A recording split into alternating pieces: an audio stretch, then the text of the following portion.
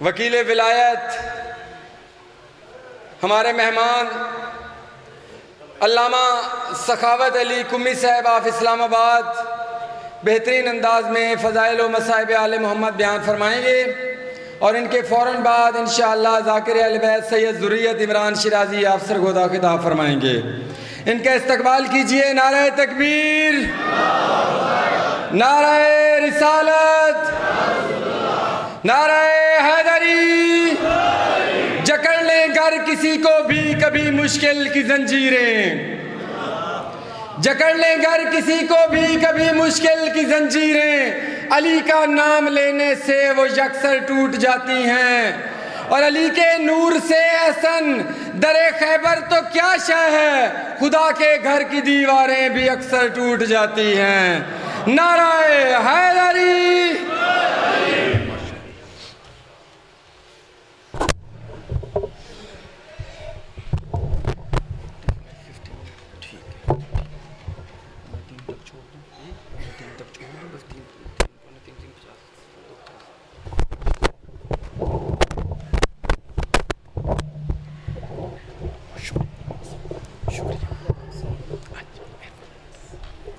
جمیع مرحومین کے لیے،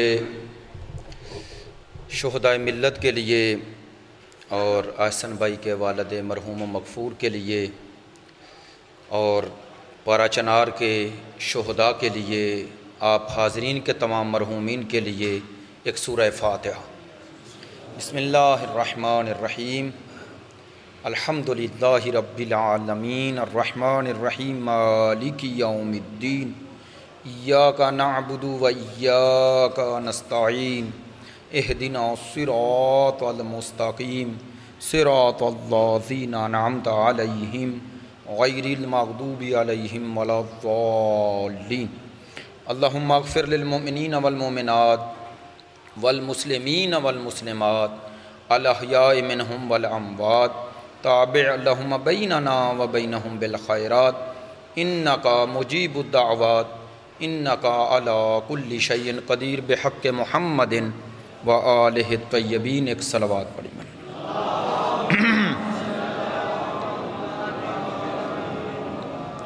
اعوذ باللہ من الشیطان اللعین الرجیم۔ بسم اللہ الرحمن الرحیم۔ الحمدللہ علی ما انعم ولہ الشکر علی ما الہم والثناء بما قدم والصلاة والسلام علی سیدنا و مولانا حبیبنا و حبیب قلوبنا شفیعنا و شفیع ذنوبنا ابی القاسم محمد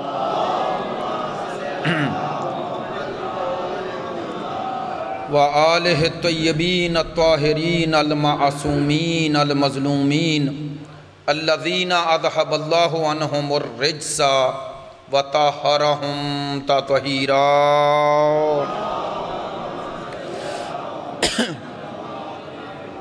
واللعنۃ الدائمۃ علی منکری فضائلہم وغاصبی حقوقہم من الآن الی قیام یوم الدین۔ اما بعد فقد قال سبحانہ وتعالی فی کتابہ المجید۔ بسم اللہ الرحمن الرحیم۔ انی جاعل فی الارض خلیفہ رب اشرح لی صدری ویسر لی امری واحلل عقدۃ من لسانی یفقہوا قولی۔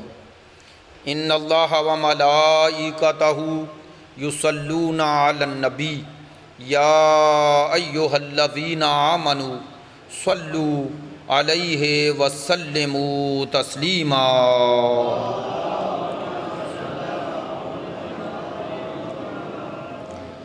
آپ تمام حاضرین کی صحت و سلامتی کے لیے، مقامات مقدسہ کی حفاظت کے لیے، مجاہدین اسلام اور مدافعین حرم اہل بیت کی کامیابی و کامرانی کے لیے، دشمنان دین یزیدیت، خارجیت اور ناصبیت کی نیست و نابودی کے لیے، تعجیل ظہور امام زمان کے لیے، ملک پاکستان کے استحکام کے لیے، آپ کی تمام مشکلات میں آسانیوں کے لیے، اولاد صالحہ و نرینہ کی خواہش رکھنے والوں کے لیے، مریضوں کی شفا یابی کے لیے، اس مجلس میں آپ کی حاضری کی قبولیت کے لیے، ان تمام دعاؤں کی قبولیت کے لیے بلند تر صلوات صلی علی محمد آل محمد وعجل فرجا۔ واجب الاحترام معزز و مکرم حاضرین مجلس، محبان اہل بیت، پیروان مکتب ولایت، عاشقان مکتب شہادت، خدا کا شکر ادا کرتا ہوں کہ جس نے ذکر اہل بیت کے وسیلے سے آپ کی زیارت کا یہ شرف عطا کیا ہے۔ عزیزان محترم، مختصر وقت میں جس موضوع کو عنوان گفتگو قرار دے رہا ہوں، عالم اسلام کا سب سے اہم مسئلہ، سب سے اہم اور سب سے زیادہ حساس، نازک مسئلہ ہے، اہم ہے، اور عالم اسلام کے دو بڑے مکتب مذہب جن کا نام آپ سنتے رہتے ہیں، ان میں بنیادی اختلاف اور بنیادی فرق اسی مسئلے پر ہے، باقی سارے مسئلے بعد میں پیدا ہوئے۔ وہ مسئلہ ہے کیا؟ آسان اور سادہ لفظوں میں وہ مسئلہ یہ ہے کہ سرکار دو عالم کے بعد آپ کے منصب کا وارث کون ہے؟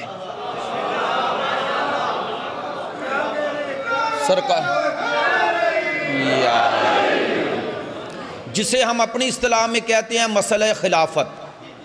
خلافت خلف سے نکلا ہے، خلیفہ اسے کہتے ہیں جو بعد میں آئے، ایسے ہی ہے نا؟ خلف اور سلف، سلف اسے کہتے ہیں جو پہلے ہو، خلف اسے کہتے ہیں جو بعد میں آئے۔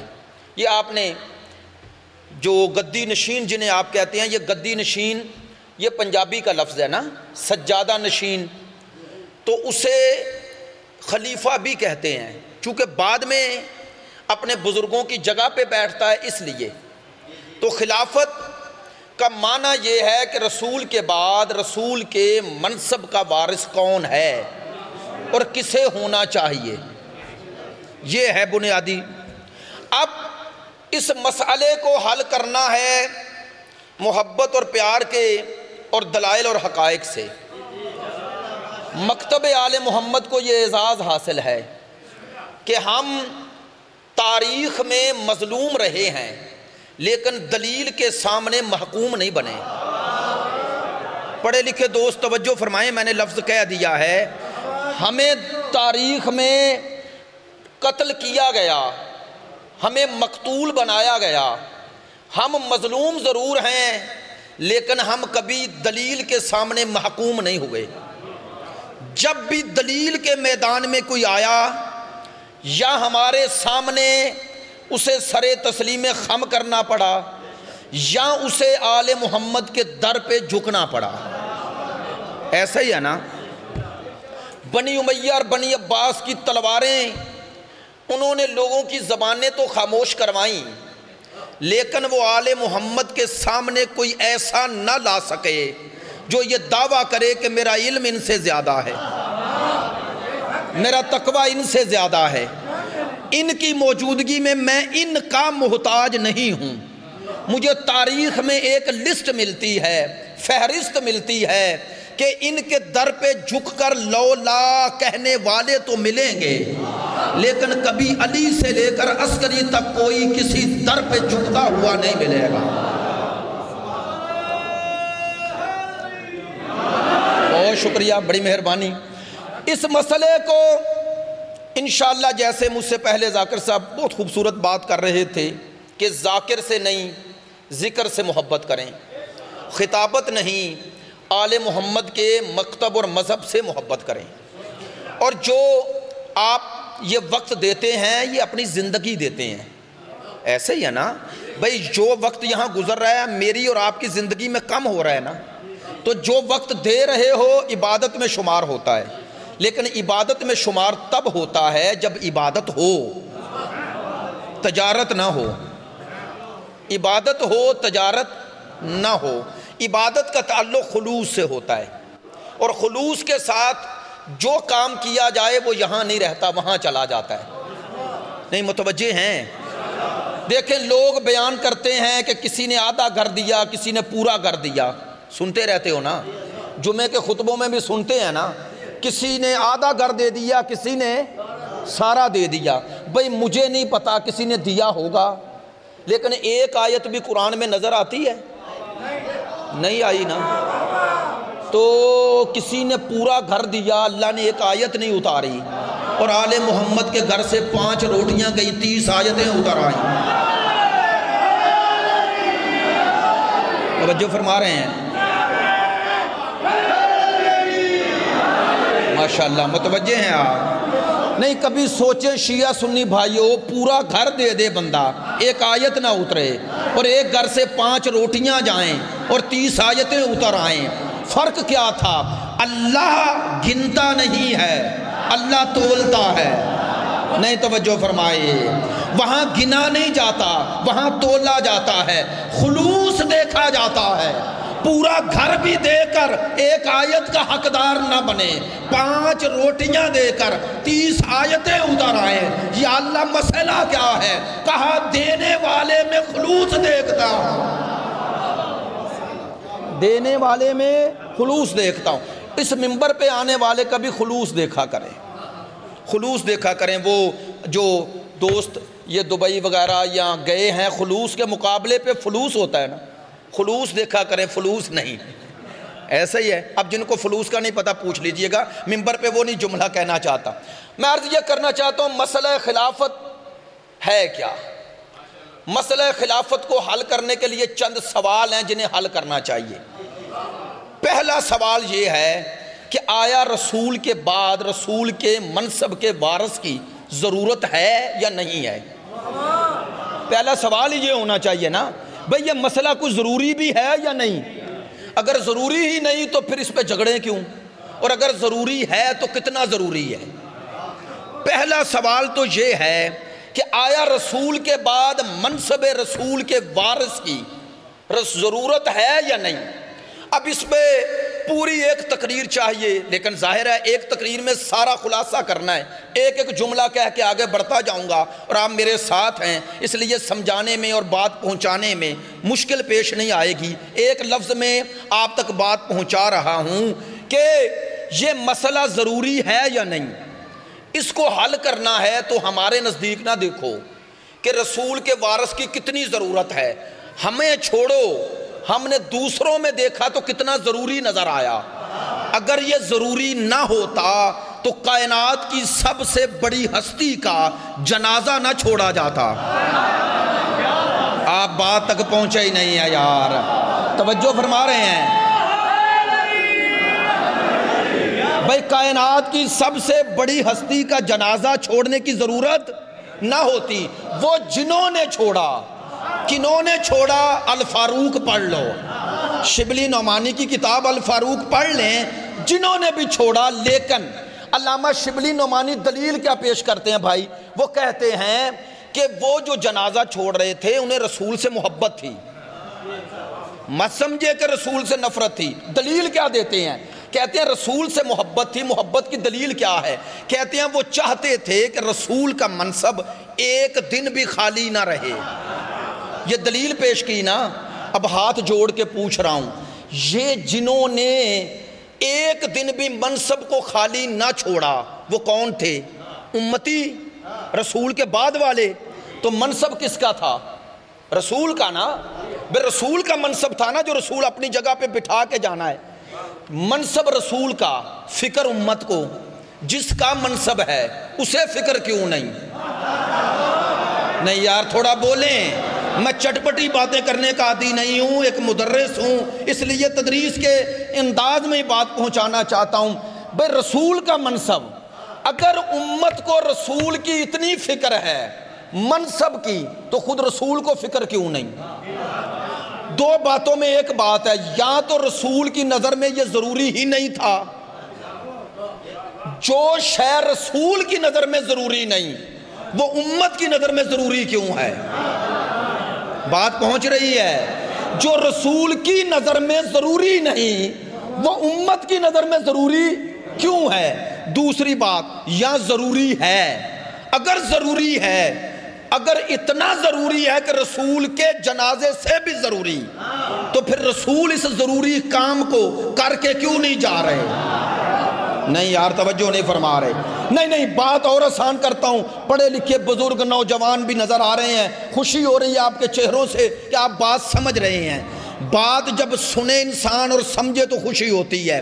میرے نزدیک تقریر کا معیار نعرے نہیں سمجھنا ہے، سناتا نہیں سمجھانے کی کوشش کرتا ہوں۔ توجہ فرمائیں بھئی، رسول کی نظر میں کتنا ضروری اور امت کی نظر میں کتنا ضروری؟ رسول کی نظر میں یا تو ضروری نہیں تھا، اگر ضروری ہی نہیں تھا تو پھر اتنا غیر ضروری کام کرنے کی ضرورت کیا؟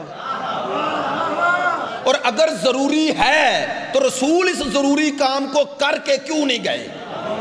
سوال ہے نا، کیوں نہیں کر کے گئے؟ اور کون سا رسول؟ جنہوں نے غیر ضروری چیزیں جو امت کی نظر میں غیر ضروری تھیں انہیں بھی نہیں چھوڑا۔ دیکھیں نا، سرکار نے کہا شلوار کہاں تک رکھنی ہے، امت کو پتہ ہے یا نہیں؟ بولیں، شلوار کتنی اوپر لے کے جانی ہے پتہ ہے یا نہیں؟ اتنی اوپر لے گئے، اب تو اتنی اوپر لے گئے کہ پتہ نہیں چلتا شلوار ہے یا نکر ہے۔ تو وہ شلوار رسول بتا گئے کہ ٹخنوں سے کتنی اوپر لے جانی ہے، بتا گئے۔ رسول یہ بتا گئے کہ رفع یدین کتنی دفعہ کرنا ہے، رسول یہ تو بتا گئے آمین کہنا ہے یا نہیں کہنا، رسول یہ تو بتا گئے کہ نماز میں سر ننگا ہونا چاہیے یا ڈھانپا ہوا، بتا گئے۔ رسول یہ بتا گئے دسترخوان پہ کیسے بیٹھنا ہے، کھانا کیسے کھانا ہے۔ عجیب بات ہے، جو رسول اتنی عام چیزیں بتائے بغیر نہ جائے، یار نہیں توجہ فرما رہے، جو رسول اتنی عام چیزیں بتائے بغیر نہ جائے وہ اس چیز کو بتائے بغیر کیسے جا رہا ہے جس نے پورے دین کا محافظ بننا؟ توجہ فرما رہے ہیں؟ یہ سوال ہے یا نہیں؟ ہے نا؟ ضروری ہے یا نہیں؟ اگر ضروری ہے تو رسول یہ کام کر کے کیوں نہیں گئے؟ اچھا، میں جو آپ کے سامنے دلیل دے رہا ہوں ماشاءاللہ آپ متوجہ ہیں، اور یہ دلیل ایک عالم دین نے دی ہے۔ توجہ فرمائیں کہ کتنی کامیاب اور کتنی پیاری دلیل ہے۔ دلیل کیا ہے؟ ایک شیعہ عالم دین تھے ایران میں، انہیں کردستان، ایران کا ایک علاقہ ہے کردستان، وہاں غیر شیعوں کی اکثریت ہے، وہ ملنے آئے تو باتیں ہوئی شیعہ سنی برادران کے اپنے جو مسائل ہیں ان میں۔ توجہ فرمائیں، میری طرف دیکھیں یار، ہاں، وہ شیعہ سنی مسائل کی باتیں ہوئی تو اس عالم دین نے جو غیر شیعہ تھا کہنے لگا کہ بلا آپ ایک کام کریں، آپ یہ جو بعض شخصیات کے بارے میں آپ کے لوگوں کے نظریات ہیں ذرا انہیں درست کریں تاکہ ہمارا اتحاد و اتفاق ہو جائے۔ اب بعض شخصیات کو جانتے ہیں نا، انہوں نے کہا آپ کے جو نظریات ہیں، اب توجہ فرمائیں، انہوں نے بات اشارے میں کی تھی، اس شیعہ عالم نے اب اشارے میں جواب نہیں دیا، واضح دیا۔ انہوں نے کہا نہیں آپ کو کسی نے غلط بتایا، میں شیعہ عالم ہوں، آج آپ کے سامنے دلیل دے رہا ہوں اور دلیل سے بتا رہا ہوں، آپ کے پاس اگر جواب ہو تو رد کر کے جائیں۔ اس نے کہا کیا؟ انہوں نے کہا میرے عقیدے میں رسول کے بعد وہ جو رسول کی جگہ پر آئے وہ رسول سے افضل ہیں۔ نہیں، واقعاً وہ پریشان ہو گئے، انہوں نے کہا یہ عقیدہ تو ہمارا بھی نہیں جو آپ رکھتے ہیں کہ رسول کے بعد آنے والی جو پہلی شخصیت ہے وہ رسول سے بھی افضل۔ انہوں نے کہا یہ دعویٰ تھا، دلیل دیتا ہوں۔ انہوں نے کہا دیں دلیل۔ انہوں نے کہا دلیل یہ ہے کہ تم سے سوال کر رہا ہوں، بتائیں جب رسول دنیا سے گئے تو اپنا وارث بنا کے گئے؟ اس نے کہا نہیں، اور کہا جب وہ بزرگ گئے تو اپنا نائب بنا کے گئے یا ایسے ہی چلے گئے؟ بنا کے گئے نا، بنا کے گئے۔ تو انہوں نے کہا کیوں بنایا؟ اس لیے کہ امت کا درد تھا، امت کا خیال تھا کہ میرے بعد امت بے وارث نہ رہ جائے، اسی لیے نا۔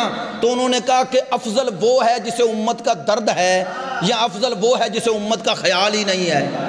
نہیں توجہ فرمائی۔ انہوں نے کہا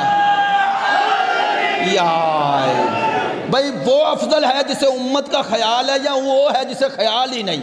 اب وہ چپ ہیں اور دیکھے جا رہے ہیں۔ اگر کہیں کہ بنایا خیال تھا تو سوال ہے رسول نے کیوں نہ بنایا؟ اب توجہ فرمائیں، انہوں نے دوسرا سوال کیا، انہوں نے کہا بتائیں رسول نے نہیں بنایا؟ کہنے لگے نہیں۔ اور کہا پھر بنایا کس نے؟ لوگوں نے، بعد میں صحابہ نے۔ انہوں نے کہا نہ بنانا رسول کی سنت اور بنانا صحابہ کی سنت، تو آج آپ کس کی سنت پر ہیں؟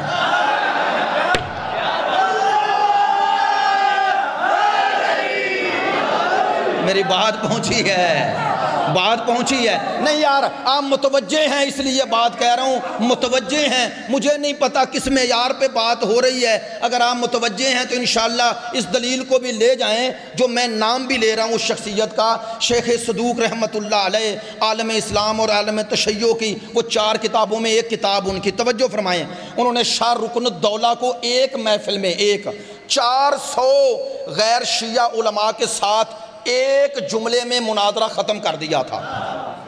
انہوں نے کہا تھا کہ تم بدعتی ہو، شیخ صدوق کو کہا کہ تمہارا مذہب بدعت ہے۔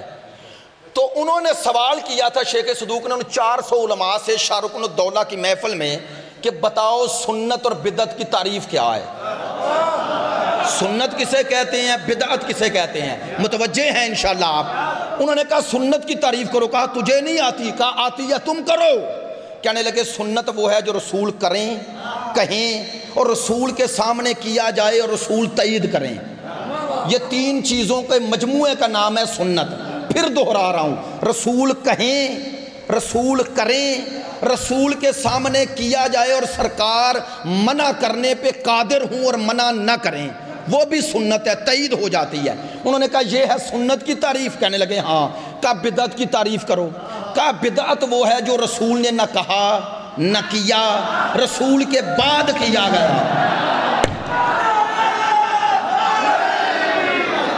نہیں ماشاءاللہ، بڑا ہی مہربان، بہت شکریہ، مولا آپ کو اپنے حفظ و امان میں رکھے۔ انہوں نے کہا سنت جو رسول کہیں کریں اور رسول کے سامنے کیا جائے، رسول خاموش رہیں تائید کریں۔ کہا بدعت جو رسول نے نہ کہا نہ کیا، وہ ہے بدعت۔ انہوں نے کہا اب جلدی بتاؤ، ان علماء سے کہا بتاؤ غدیر کب ہوا؟ رسول کی موجودگی میں، اور سقیفہ کب ہوا؟ ہائے ہائے،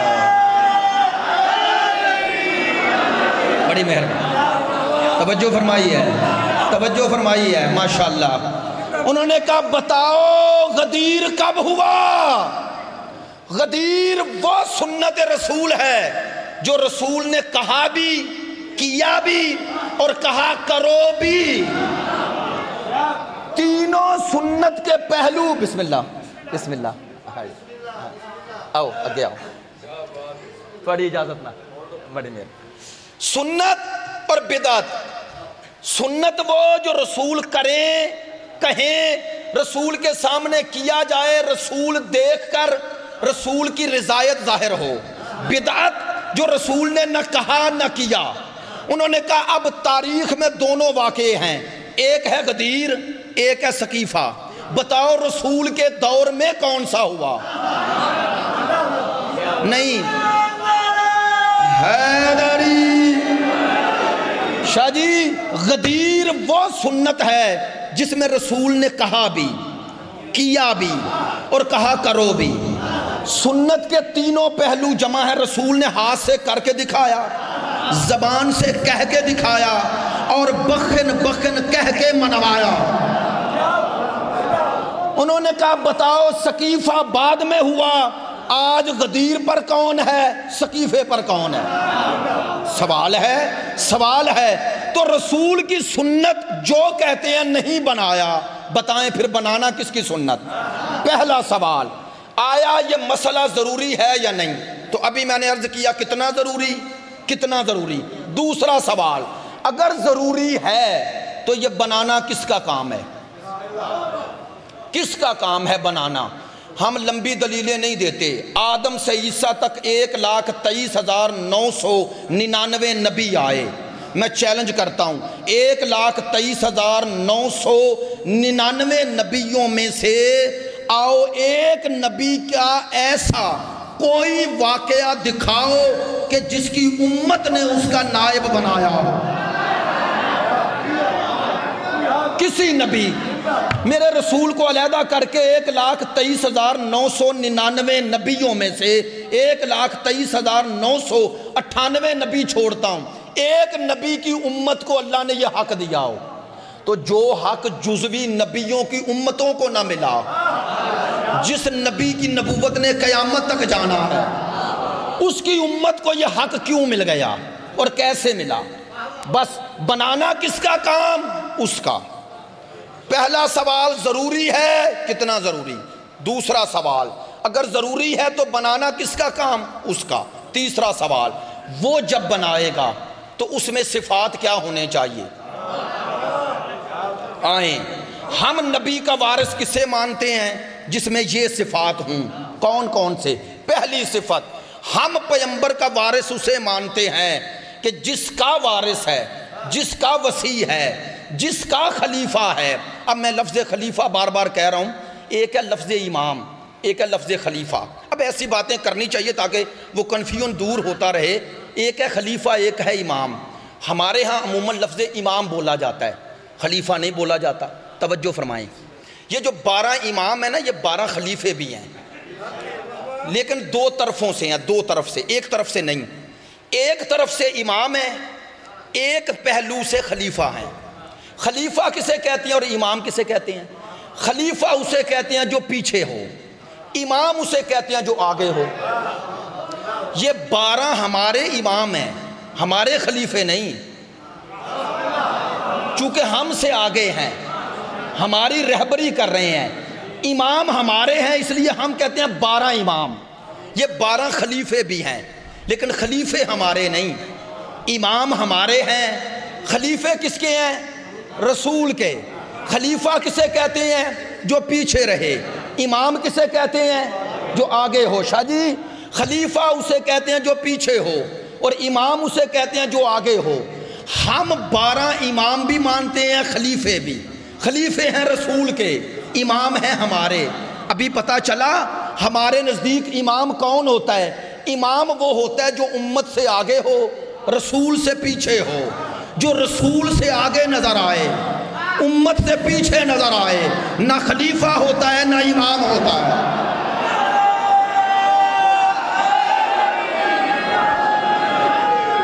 توجہ فرمائی ہے یا جو جس کا کام جہاں پیچھے رہنا ہے اگر آگے ہو جائے تو خلیفہ ہی نہ رہا، اور جہاں آگے ہونا چاہیے پیچھے نظر آئے وہ امام ہی نہیں رہا۔ تو یہ 12 اللہ کے بنائے ہوئے۔ اب اللہ جسے بنائے گا اس میں کیا صفات ہونے چاہیے؟ کیا صفات؟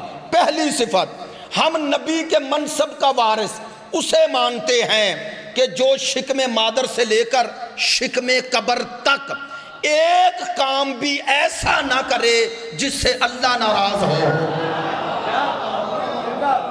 ایک کام بھی ایسا نہ کرے جس سے وہ ناراض ہو۔ وہ دوسری صفت، ہم نبی کے منصب کا وارث اسے مانتے ہیں جس کے سامنے دنیا کے بزدل نہیں، دنیا کے شجاع ترین لوگ آئیں، یہ آئے میدان میں، یا اس مقابل پہ آنے والے کی گردن اڑائے یا اسے میدان سے دوڑائے، خود کبھی دوڑتا نظر نہ آئے۔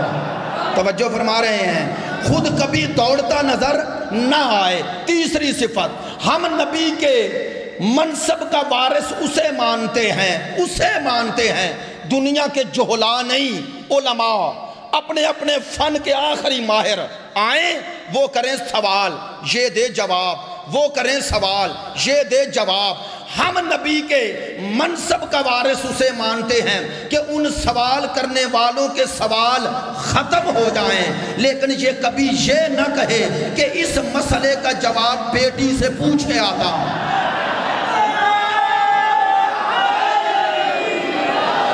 توجہ فرما رہے ہیں، میں جلدی اس لیے کر رہا ہوں، شاہ صاحب ہیں اور انتہائی محترم ہیں ہمارے لیے، اس لیے توجہ فرمائیں گے، جو ٹائم کا ہے اسی کے اندر بات ختم کرنی ہے۔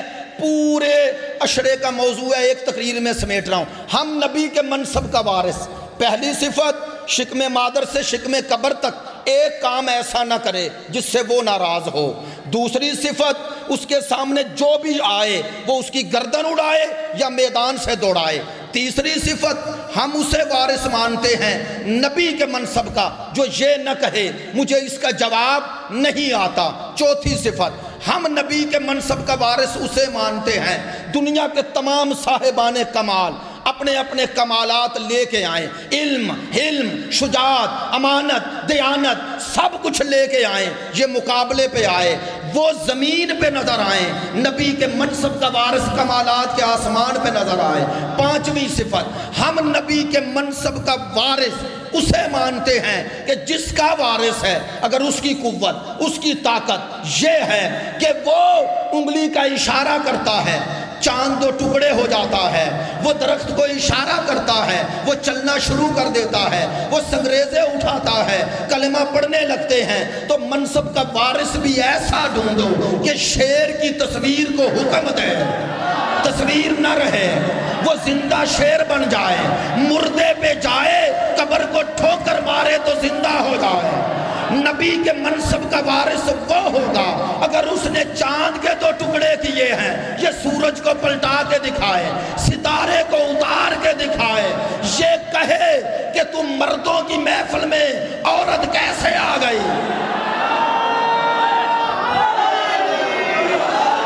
توجہ فرما رہے ہیں، توجہ فرما رہے ہیں۔ ہم نبی کے منصب کا وارث اسے مانتے ہیں جس میں یہ 5 صفات ہوں۔ لو میں نے 5 سوال اور 5 سوالوں میں یہ مسئلے کو اپنے اختتام تک پہنچا دیا۔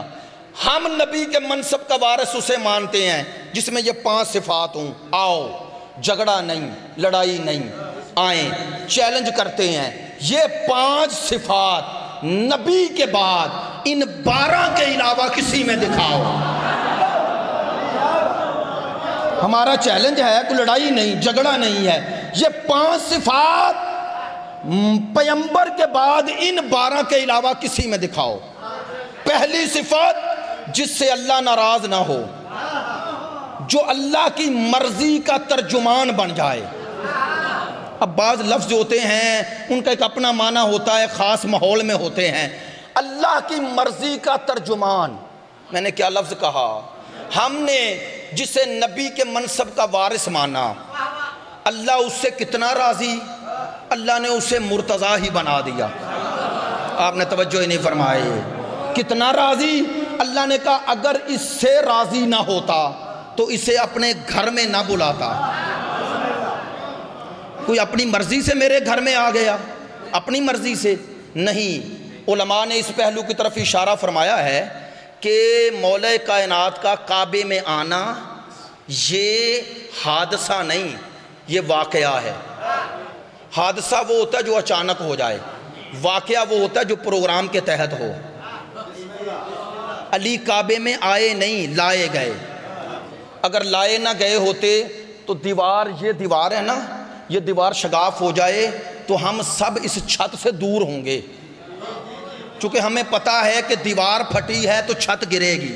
ایسے ہی ہے نا، عجیب بات ہے، مرد ہیں سب، اگر دیوار شگاف ہو جائے تو عقل کا تقاضا ہے دور ہو جائیں تاکہ چھت نہ گرے، اور اگر گر جائے تو بچ جائیں، یہی ہے نا۔ تو یہ تو خاتون ہے، دیوار شگاف ہو رہی ہے اور وہ اندر جا رہی ہے۔ توجہ نہیں فرمائی۔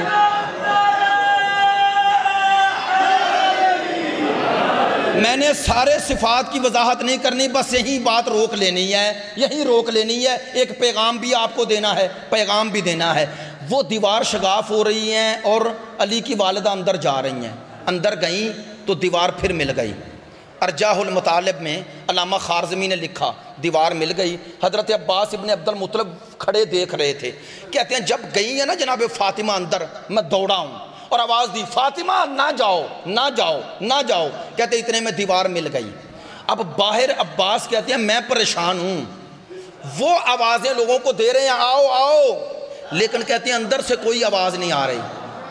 اچھا ایک پہلو آپ کے سامنے آ گیا، آج کسی مومن کی، عام مومن کی زوجہ گھر سے کہیں جائے اور نہ پلٹے شام تک تو پریشان ہوتا ہے یا نہیں؟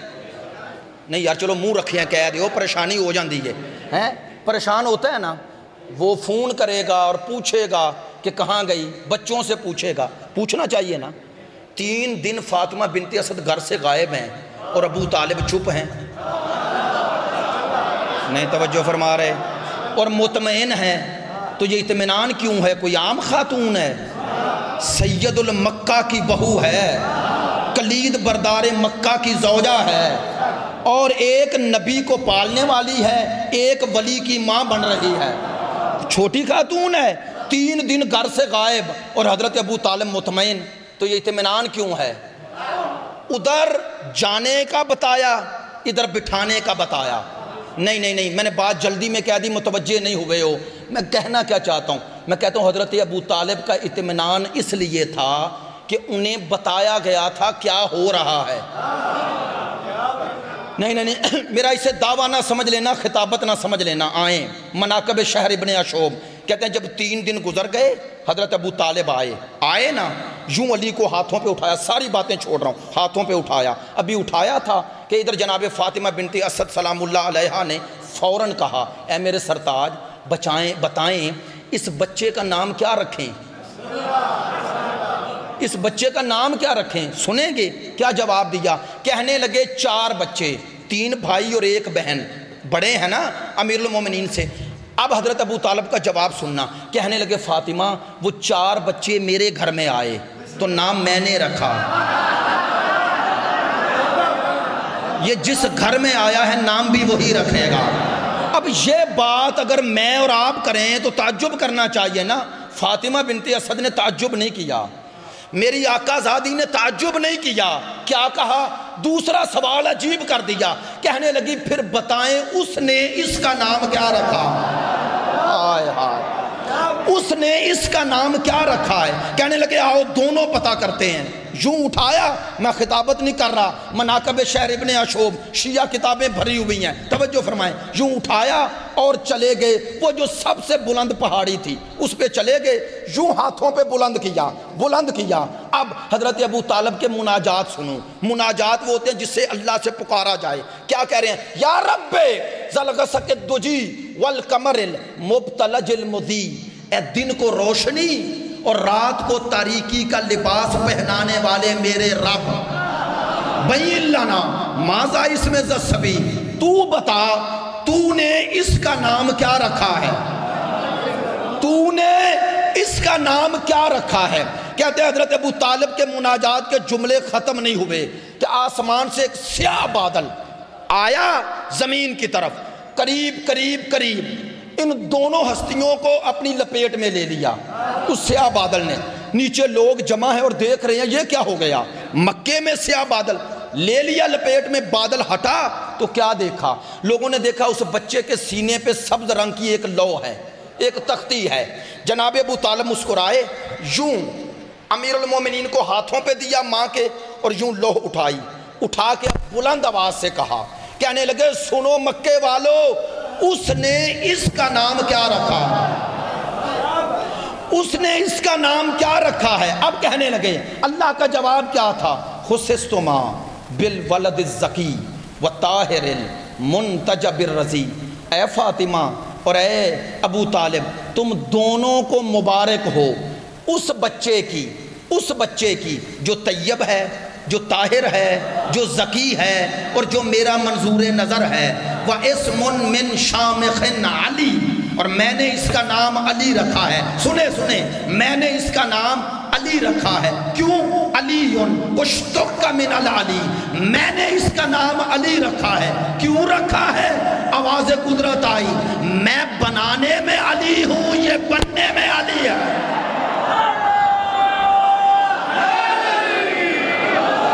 توجہ فرما رہے ہیں، میں نے اس لفظ کا اصطلاحی ترجمہ کیا، علی اشتق من العلی، میں نے علی کو مشتق کیا۔ کیوں؟ کہا میں خالق ہوں، یہ مخلوق ہے، لیکن توجہ فرمائیں جو جملہ کہہ رہا ہوں توجہ فرمائیں۔ آیت اللہ جوادی عاملی کیا خوبصورت جملہ فرماتے ہیں اگر وہ علی نہ ہوتا تو یہ علی نہ بنتا، چونکہ علی ہی علی بنا سکتا ہے،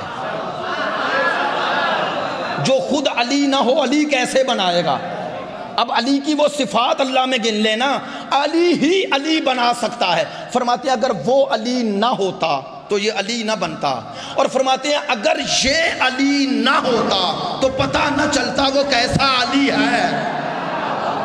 اس کی صفت ہے نا، هو العلی العظیم، پتہ نہ چلتا وہ کتنا علی ہے۔ بس میں نے گفتگو سمیٹ لی، انشاءاللہ پھر حاضری ہوگی تو 5 صفات کے حوالے سے ایک ایک صفت پر عرض کروں گا۔ لیکن دوستو آج کیا کہنا چاہتا ہوں، وہ بنانے والا علی، یہ بننے والا علی۔ اب میں یہ تھوڑے کہہ رہا ہوں وہ بنانے والا یہ بننے والا تو مقام آپ کے ساتھ اور اپنے ساتھ ملا رہا ہوں، نہیں۔ ایک ہی شخص ہوتا ہے، باپ بھی ہوتا ہے بیٹا بھی، باپ بھی ہوتا ہے بیٹا بھی۔ سنو، ایک شخص پر بعض اوقات احترام واجب ہوتا ہے، بعض اوقات اس کا احترام واجب ہوتا ہے یا نہیں؟ دیکھو اگر آپ میں سے جو صاحب اولاد ہیں انہیں ان کی اولاد کی نسبت دیکھو تو باپ ہے نا، تو اس کا احترام واجب ہے نا، اور اگر اسی شخص کو اس کے ماں باپ کی طرف دیکھو تو اس پر واجب ہے، ایسا ہی ہے نا؟ 2 طرفیں ہوتی ہیں، ملایا نہ کرو۔ میں بھی یہی کہتا ہوں علی کی 2 طرفیں ہیں، 2 جہتیں ہیں، ایک خالق سے ایک مخلوق سے۔ اس کی نسبت دیکھو تو لے رہا ہے، اپنی نسبت دیکھو تو دے رہا ہے۔ توجہ فرما رہے ہیں؟ اپنی نسبت دیکھو تو دے رہا ہے، اور دے نہ رہا ہوتا تو رسول کیوں کہتے؟ رسول کیوں کہتے کہ میں شہر علم ہوں، یہ در ہے، اور جو شہر سے چاہیے وہ در دیتا ہے۔ شیعت تشیع کیا ہے؟ شیعت کیا ہے؟ 2 چیزیں ہیں، 2 میں نے ابھی کہا، علی کی ایک جہت خالق سے ایک مخلوق سے۔ شیعہ کون ہے؟ جو اپنے اور خالق کے درمیان اس واسطے کو کبھی ختم نہ کرے۔ اگر اس واسطے کو ہٹائے تو وہابیت ہے، اور اگر اس واسطے کو منزل سمجھے تو نصیریت ہے۔ جو خدا کہہ رہا ہے وہ واسطہ تو نہیں مان رہا، وہ تو منزل مان رہا ہے۔ یار آپ چپ ہو گئے، آپ ماننے والے ہیں؟ بولیں، جو اس واسطے کو خدا کہہ رہا ہے وہ واسطہ تو مان ہی نہیں رہا، وہ تو وسیلہ مان ہی نہیں رہا۔ وسیلے کا معنی یہ ہوتا ہے جو کسی منزل تک پہنچائے۔ ایسا ہی ہے نا، علی اگر امام ہے تو امام کا معنی کیا؟ جو منزل تک پہنچائے۔ تو میں یوں کہتا ہوں علی خالق اور مخلوق کے درمیان وہ واسطہ ہے، جو اس کے بغیر پہنچنے کا نعرہ لگائے وہ وہابی ہے، جو اسے منزل سمجھے وہ نصیری ہے، جو اس کے ذریعے اس تک پہنچے وہی شیعہ ہے۔ آج شیعت کو 2 خطرے ہیں، 2 شیعہ کو 2، ایک باہر کا خطرہ، ایک اندر کا خطرہ۔ وہ باہر کا خطرہ وہ خارجیت ہے، خارجیت ہے، خارجی بھی تمہارا دشمن ہے، اور وہ اندر کا خطرہ وہ 2 ہیں۔ ایک وہ جو وسیلے کے بغیر پہنچنے کا نعرہ لگا رہا ہے وہ بھی خطرہ ہے، دوسرا وہ جو اس واسطے کو منزل بنا رہا ہے وہ بھی، اس کا نام وہابیت ہے، اس کا نام نصیریت ہے۔ سنیں، یہ دونوں شیعت کے لیے خطرہ ہیں، لیکن فرق ہے، بڑا دشمن وہ خارجی نہیں، خارجی تمہاری جان کا دشمن ہے، وہ تمہیں مارنا چاہتا ہے محبت آل محمد کی وجہ سے۔ یار میری طرح متوجہ رہیں، مارنا چاہتا ہے نا، وہ تمہاری جان کا دشمن ہے، اور یہ نصیری اور وہابی یہ تمہارے ایمان کا دشمن ہے، یہ ایمان کا دشمن ہے، یہ جان کا دشمن۔ اب دونوں کا پتہ کیسے چلے؟ پتہ کیسے چلے؟ وہ وہابی کا پتہ چلے گا جب فضائل اور وہ ولایت بیان کرو گے، اگر چہرہ اتر جائے تو سمجھ لینا شیعت میں وہابیت ہے۔ میں نے باتیں واضح کر رہا ہوں، میں باتیں واضح کر رہا ہوں، معذرت چاہتا ہوں۔ اگر وہ فضائل، وہ مناقب، وہ ولایت تکوینی بیان کرو اور چہرہ اتر جائے تو سمجھ لینا شیعت میں وہابیت ہے۔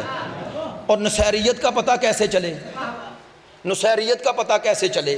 اگر علی کے ذکر کے ساتھ علی کے خدا کا ذکر کرو، اگر ولایت کے ساتھ توحید کا ذکر کرو اور چہرہ اتر جائے تو سمجھ لینا شیعت میں نصیریت ہے۔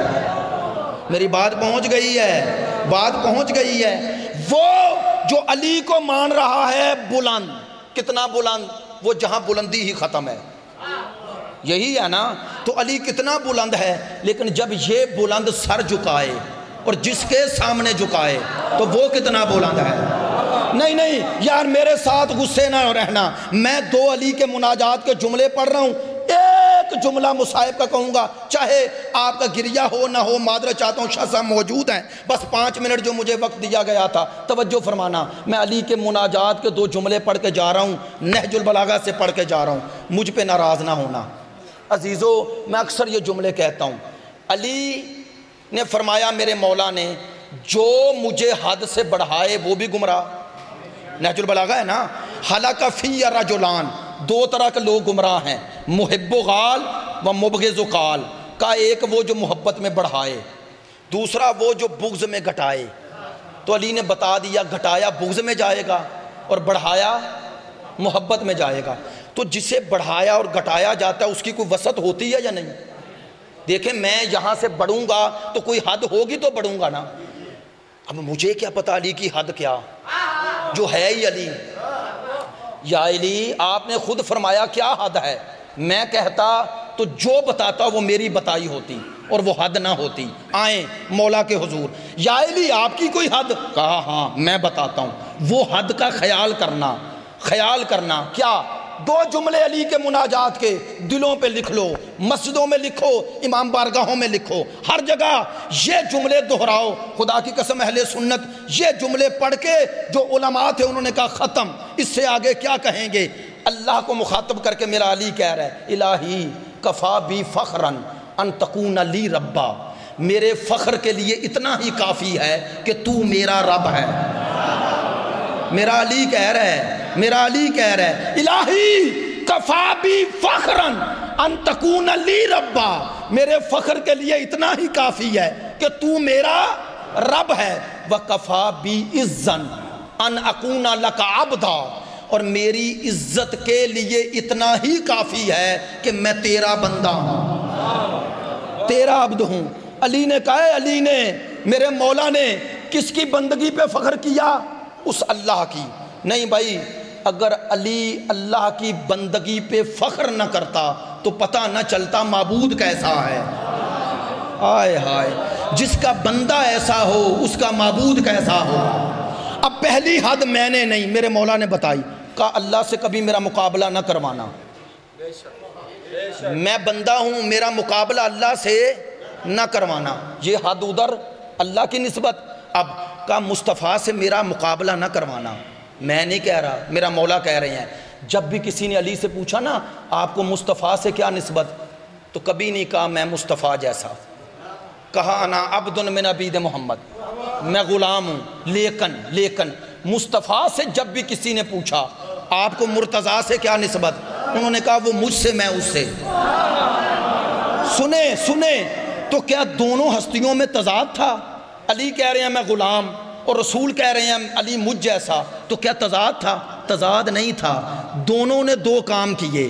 مصطفیٰ نے سمجھایا کہ مقام مرتضیٰ کیا ہے اور مرتضیٰ نے بتایا شان مصطفیٰ کیا ہے، دونوں نے سمجھایا۔ توجہ فرمائیں عزیزو، ذمہ داری سے جملے کہتا ہوں، یہ جملے ریکارڈ ہو جاتے ہیں، چلے جاتے ہیں، جو لوگ نیٹ کو دیکھ سکتے ہیں دیکھیں کہ شیعوں کے حوالے سے کیا کہا جا رہا ہے۔ اس لیے ذمہ داری سے یہ بات کہہ رہا ہوں، میرے مذہب کے دلائل میں کوئی کمزوری نہیں۔ اگر کوئی ممبر پہ آ کے شیعت کے علاوہ کچھ پھیلائے تو وہ اس کی اپنی بات ہے، شیعت کی نہیں۔ ہم شیعہ کون ہیں؟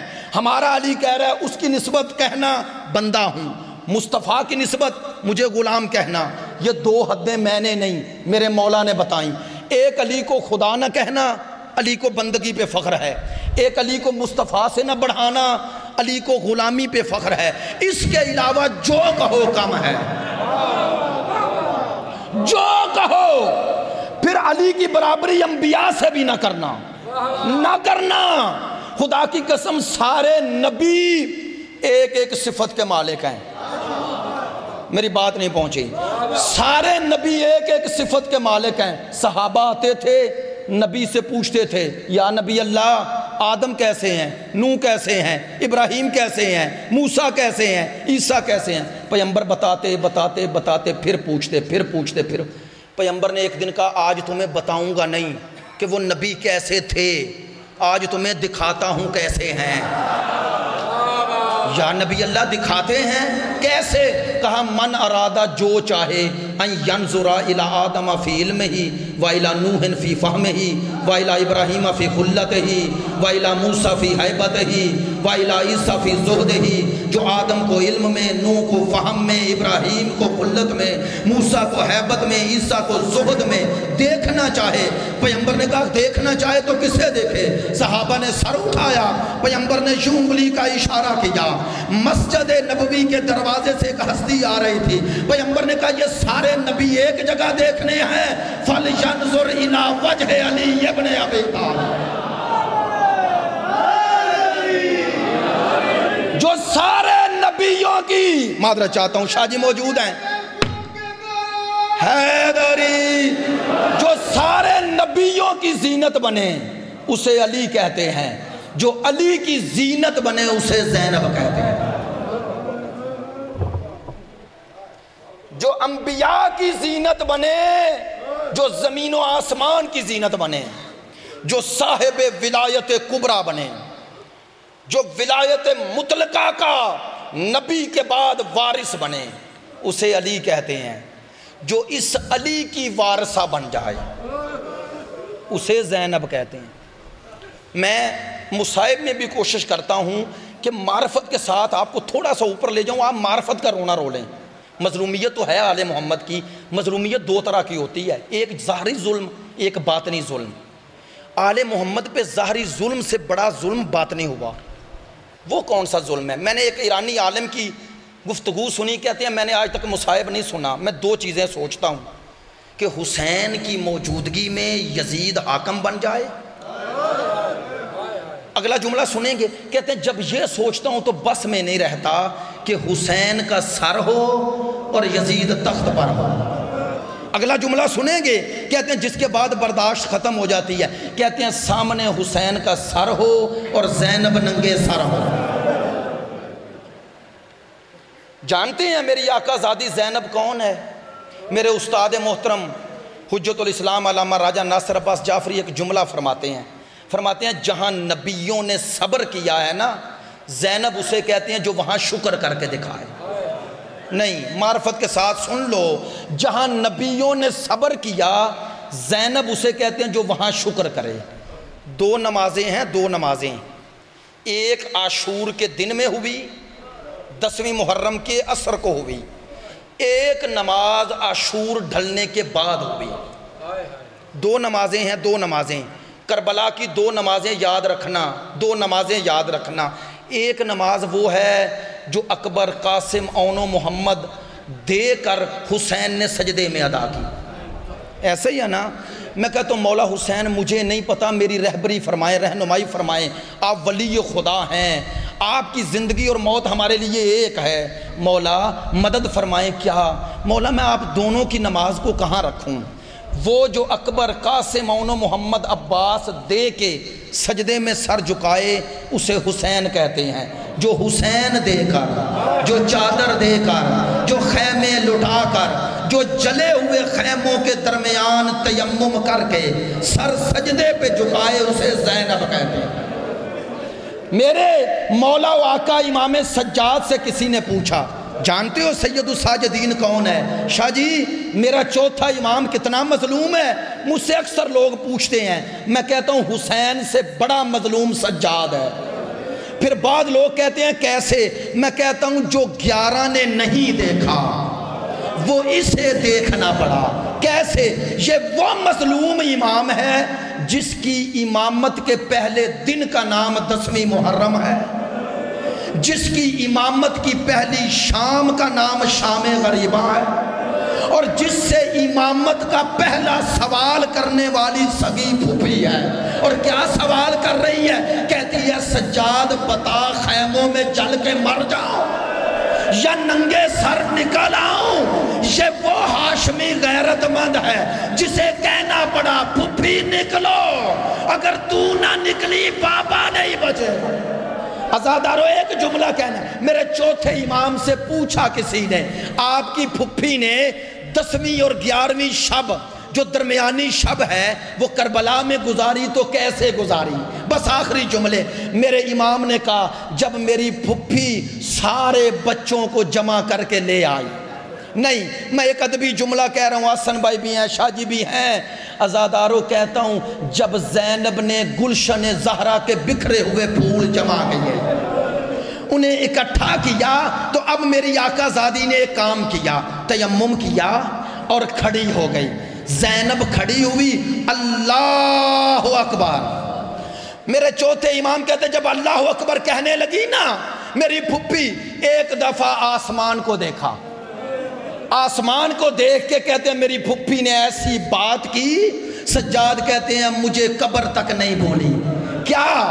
زینب نے کہا اے میرے اللہ مجھے پتا ہے کہ جب کوئی تیرا بندہ یا تیری کنیز رات کی تاریکی میں تیرے حضور آتے ہیں تو فرشتوں سے کہتا ہے آؤ دیکھو میرا بندہ کیسا ہوتا ہے۔ میرے اللہ آج فرشتوں سے نہ کہنا، زینب کی پہلی نماز ہے جو چاہتا